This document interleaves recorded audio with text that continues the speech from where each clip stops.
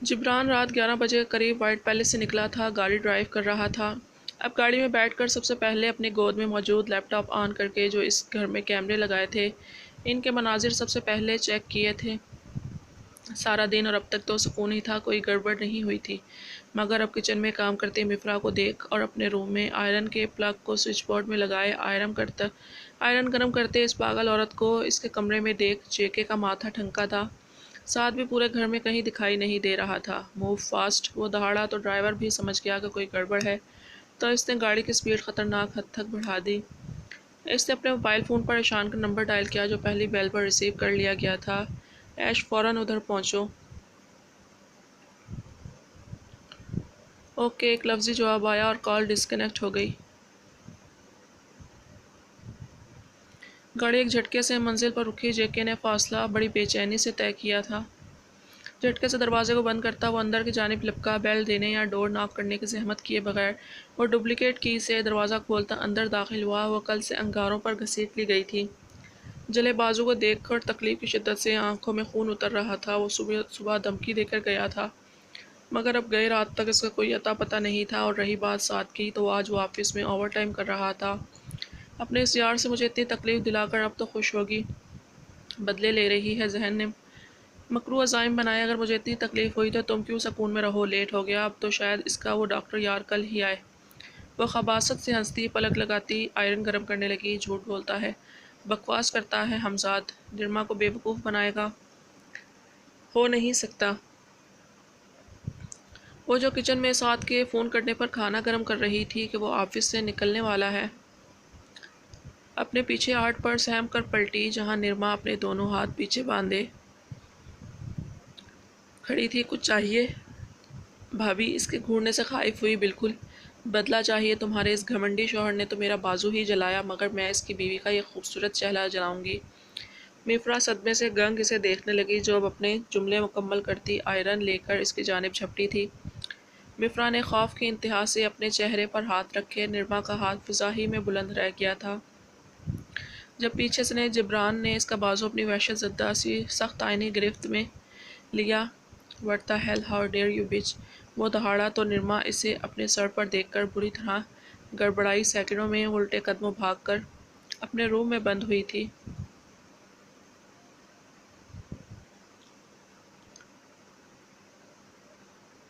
وہ بے تحاشا ڈری سہمی اس کی آواز سن کر ڈبڈباتی آنکھوں سے اس کے کشادہ سینے سے لگی اور بے تحاشا رو گدی۔ اگر وہ آج نہ آتا تو آج وہ تو ظالم سفاک عورت اس کا چہرہ مسخ کر چھوڑتی۔ یہ وہی لمحہ تھا جب سعد گھر میں داخل ہوا، غیر معمولی محسوس ہونے پر کچن میں آیا۔ ارے مفرا گڑیا، کیا ہوا؟ اسے جبران کے سینے میں دبکے روتے دیکھ کر وہ گھبرایا تھا۔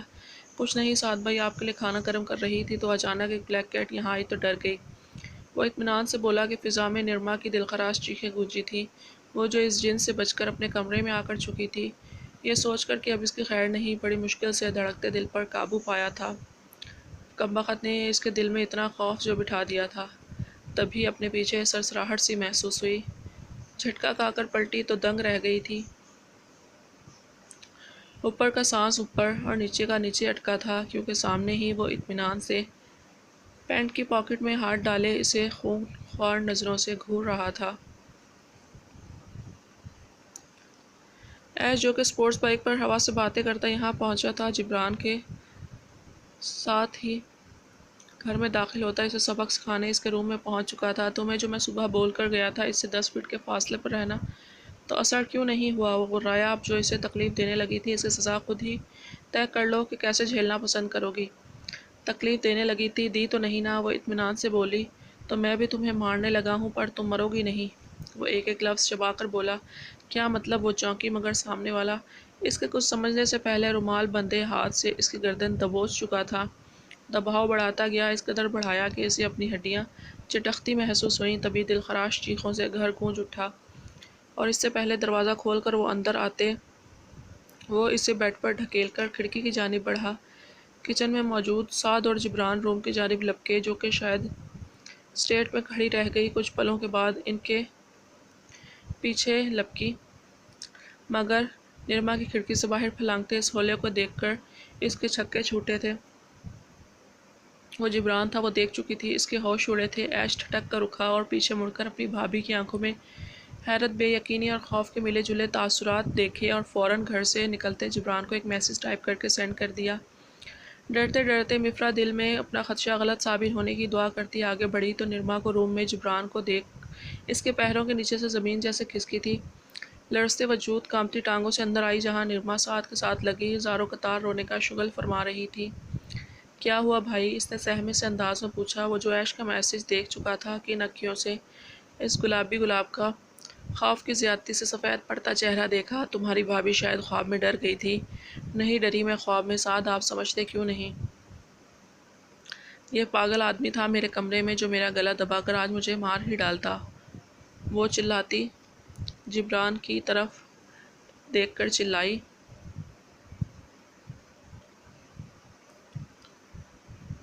اس کا دماغ پھر گیا ہے مفرا، تم دونوں جاؤ آرام کرو، میں اسے ہینڈل کر لوں گا، سعد دانت پیس کر بولا۔ وہ تیزی سے اپنے کمرے میں آئی اور فوراً سے پہلے اندر سے روم لاک کر لیا۔ خوف کے مارے جسم سے جان نکلے جا رہی تھی۔ کون تھا وہ؟ کہیں کوئی ہوائی مخلوق تو نہیں تھی؟ مفرا کے پسینے چھوٹے۔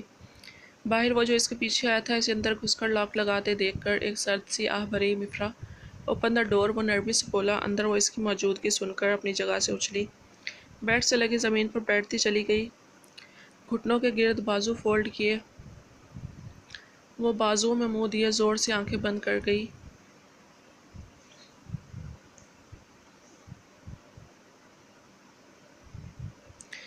اب باہر اس نے سرد سی آہ بھری تھی اور اپنے پاس موجود کی سے آہستگی سے دروازہ کا لاک کھول کر اندر آ کر دروازہ پھر لاک کیا۔ دروازہ کھلنے اور بند ہونے کی آواز پر وہ پھر سے خوف زدہ ہوئی تھی۔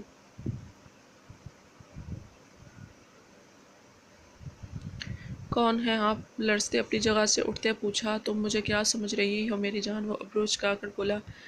وہ کھڑکی میں آپ تھے، میں نے خود دیکھا، وہ گھبرائی ہوئی تھی۔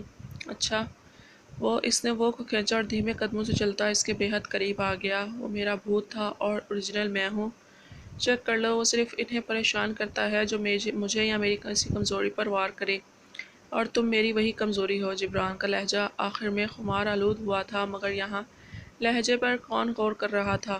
وہ اسے ابھی ایش کی حقیقت نہیں بتا سکتا تھا، کہیں وہ جذبات میں ساتھ سے نہ بول دیتی، اسی لیے کہانی بنائی، اور سب سے بڑھ کر سامنے کھڑی وہ معصوم لڑکی جو اس کی کہانی پر یقین کر بھی چکی تھی۔ وہ تو چپکے سے اپنے اسکارف میں سے حجاب پن نکال چکی اور ایک دم ہی اس کے ہاتھ میں چبو دی۔ آؤچ! وہ تڑپا۔ خون کی ننھی سی بوند اس کے سرخ و سفید ہاتھ سے نکلی تو مفرا کو سکون آیا کہ شکر ہے وہ بھوت نہیں۔ کیا یار، ڈاکٹر ہوں، اس کا یہ مطلب نہیں کہ مجھے پین نہیں ہوتا۔ تو تم چیک کر رہی تھی کہ میں بھوت تو نہیں؟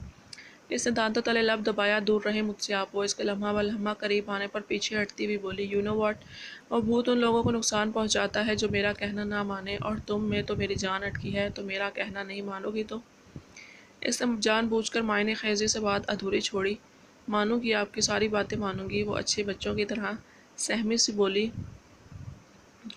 انگوری کلر کی کرتی اور پٹیالہ شلوار میں وہ اسکارف گلے میں ڈالے، کانچ کی گڑیا میدے کی طرح دمکتی سفید رنگت اور شفاف گال کے بیچوں بیچ وہ سیاہ تل۔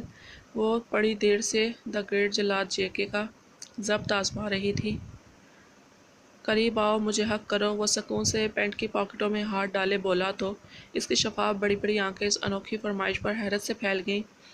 جی، وہ لرز گئی، سفید ماتھا اور پیشانی سرخ ہونٹے۔ آئی سیڈ کم آن، قریب آؤ اور مجھے حق کرو۔ اس کے دوبارہ کہنے پر وہ لرزتی کانپتی اس کے قریب آئی، انگلیاں چرخاتی، ماتھا اور کلود لرزتے، سرخ شربتی گداز لب۔ جبران کا دل جیسے پسلیوں سے ٹکرانے لگا۔ جب برداشت جواب دے گئی تو جبران نے اس کی نازک کمر میں ہاتھ ڈال کر اسے اپنے سینے میں بھینچا۔ مفرا کی جان پر بنائی تھی سامنے والے کی قربت اور لمس ناقابل برداشت تھا، اوپر سے آج وہ اس بلا سے شخص سے بہت زیادہ خوفزدہ ہوئی تھی۔ مفرا کے سینے میں اس کی سانس اٹک چکی تھی، کچھ کمر پر سرسراتی اس کی آہنی انگلیاں، جبکہ وہ آنکھیں موندے مدہوش سا اس گداز وجود کی نرماہٹیں اپنے اندر اترتی محسوس کرنے لگا۔ جبران نے اپنے دہکتے لب اس کے کندھے پر رکھے تو وہ مزید اس کی سانسوں کو الجھا گیا۔ ہونٹوں نے کندھے سے گال تک کا سفر کیا تھا۔